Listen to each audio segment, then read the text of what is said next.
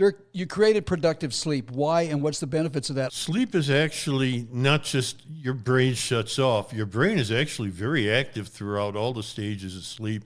And there's different things that happen during sleep. One of them is memory consolidation. Others is problem solving. You've heard the old phrase, well, I'll sleep on that problem. Right. And the next day when you wake up, you got a solution to it. Well, this involves neurotransmitters, and it involves your brain being active during sleep. Sleep is a very active process, and that's why if you disturb sleep, you end up with all sorts of problems. So one of the first one being loss of memory.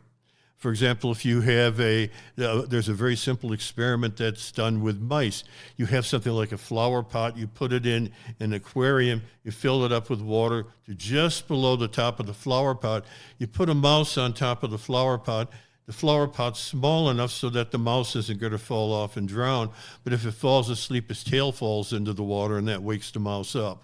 Okay. And you do that for even one night, and the memory starts going to heck. No kidding. It happens that fast. So you created this, and what does that do? Well, the productive sleep contains a bunch of nutrients in there that help you sleep productively. So it'll help you solve problems during your sleep. It'll help you get sounder sleep. It'll help you get through the different stages of sleep, because there's multiple stages of sleep and they have to be sequenced properly. And this helps with all of the above.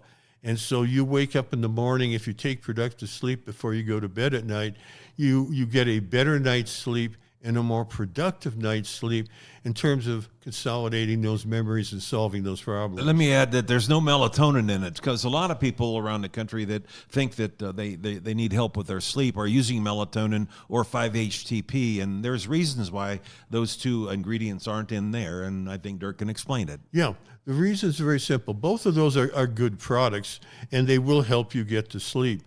However, we wanted the productive sleep to be useful for people who take short naps during the day.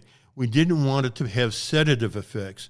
You take melatonin or you take 5-HTP, it has sedative effects.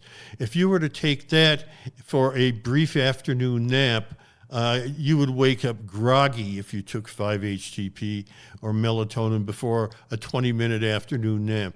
But you can take a spoonful of the productive sleep, mix it in a glass of water, drink it down, knock off for 20 minutes, wake up feeling bright-eyed and bushy-tailed, because it has no sedative effects. So if you want productive sleep, now you know what to take.